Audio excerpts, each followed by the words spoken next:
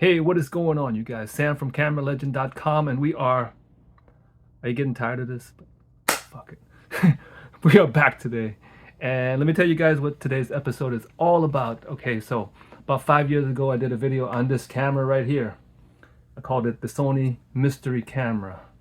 And since that time, I have come to learn everything I needed to know about that camera.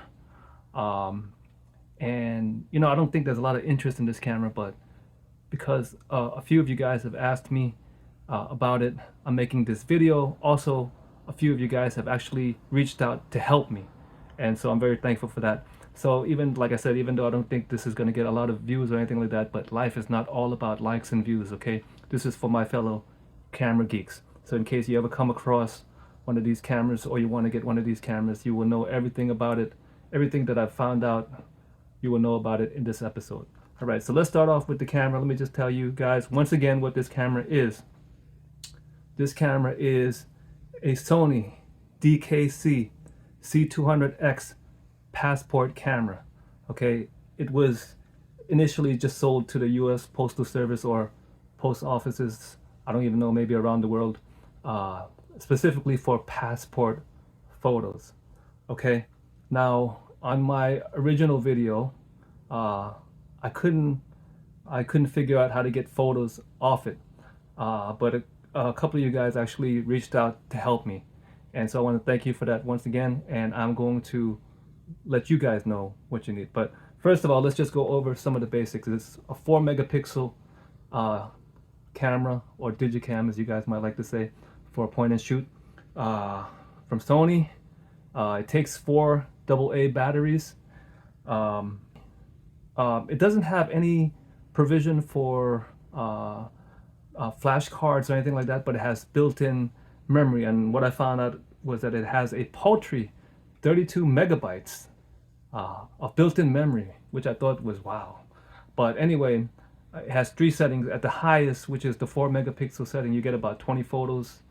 There's a middle setting, which is like a 1.3 megapixel, which you get like, I don't even know how much you get, like 80 or something like that, I'm not sure. But anyway, on the lowest resolution, you get a lot more, but once again, these are very low resolution. For me, I just like to stick with the 4 megapixels and just try to work it like a film camera, just take my 20 shots and be done with it.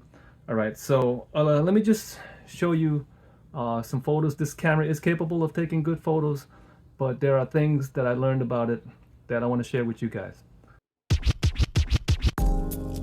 Hey, what is going on, you guys? Samuel J. Charles, yeah! Okay.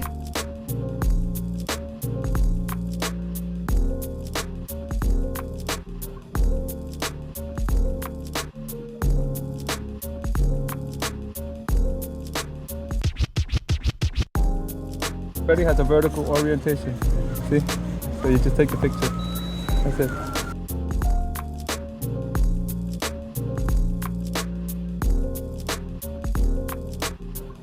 Wait, let me just tell you guys a little bit of the specs of this camera. It has a zoom lens on it, which is equivalent to like 36 to 96 millimeter, and f2.8 to f4.8.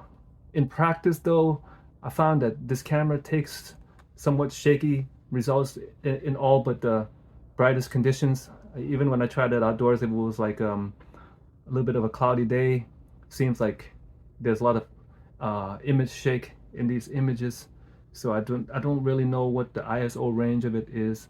I guess I could find out, but anyway, I feel like this camera does best with flash, and whenever it shoots with the flash, the pictures come out pretty nice. So if I were to use this camera, I would use it like a party camera with flash.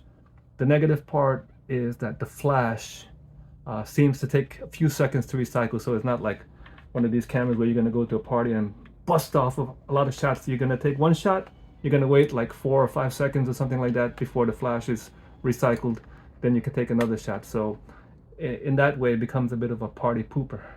Like I said, this thing was primarily made to take passport photos, so the fact that we're even talking about shooting it as a regular camera, I mean, that's like an extra bonus for us.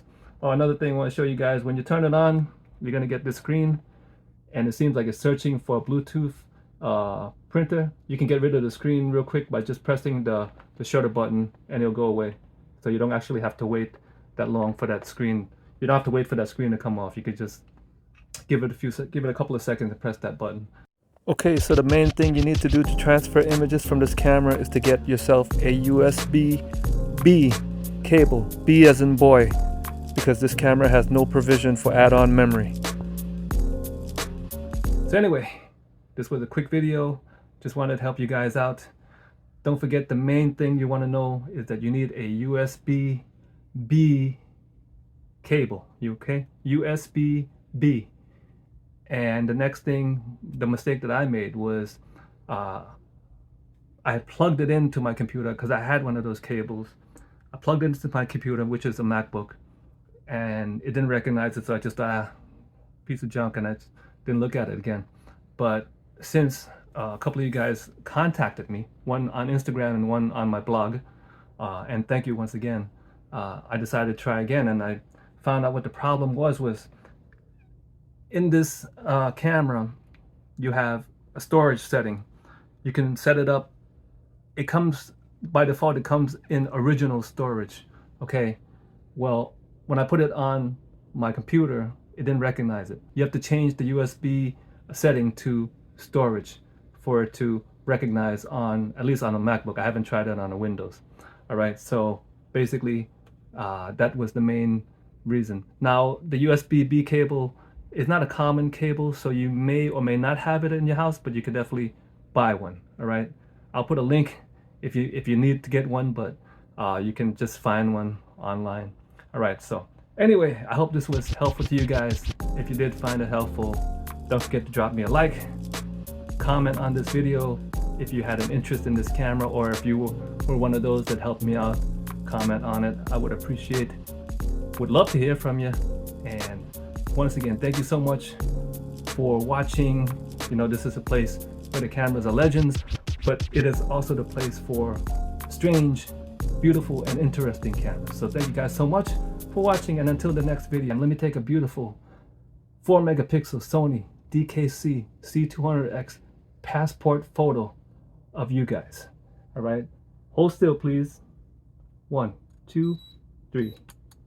See you next time on the CameraLegend.com YouTube channel.